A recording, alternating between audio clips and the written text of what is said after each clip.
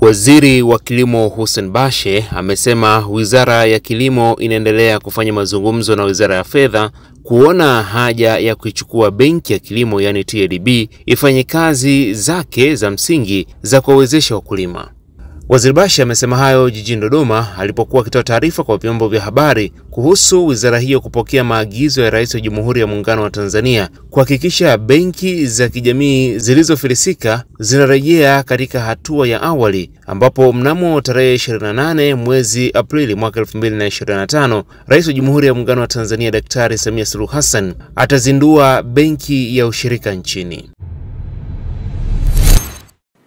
Baada ya hapo serikali maelekezo ya rais ikawa ni kwamba lazima kama nchi tuwe na National Cooperative Bank, benki ya ushirika ya taifa. Tumeanza huo mchakato.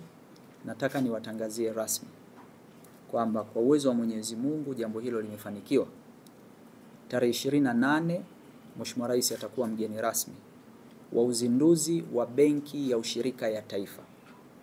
Benki hii ya ushirika ya taifa itaanza na matawi 4. Lakini vyama vikuu vya ushirika vyote vitakuwa ni mawakala wa benki ya ushirika. Vitakuwa vinafanya kazi ya kufungua account, kudeposit, kuwithdraw. Na haya yote yatafata kwa mujibu wa sheria za benki kuu. Kwa hiyo kuwa na chombo ambacho kinawaelewa wakulima cha fedha ni jambo la muhimu sana.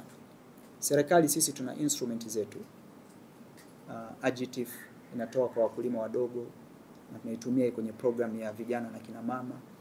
Lakini kuwa na taasisi ya fedha ambayo inawafahamu wakulima, iko karibu na wakulima, ni jambo la muhimu sana. Kwa hiyo natumia nafasi hii kwanza. Hii ilikuwa ndoto. Baada ya Mheshimiwa Rais kuona financing kwenye agriculture inakuwa shida, bado kuna matatizo, bado benki za biashara zinafanya kazi, zinajitahidi na zinashirikiana sasa hivi na benki yetu ya ushirika, na tutaendelea kushirikiana na Commercial Bank.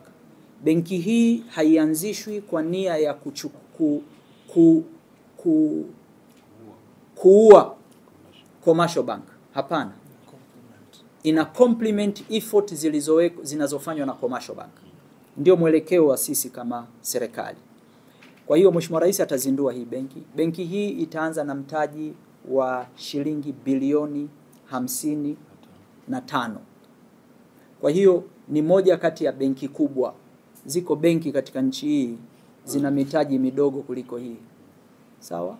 Kwa nataka tu niseme kwamba hatua ya pili tutakayofanya baada ya uzinduzi wa Mheshimiwa Rais na benki hii kuanza operation kwa mujibu wa utaratibu na sheria, tutalisti share kwenye soko la hisa.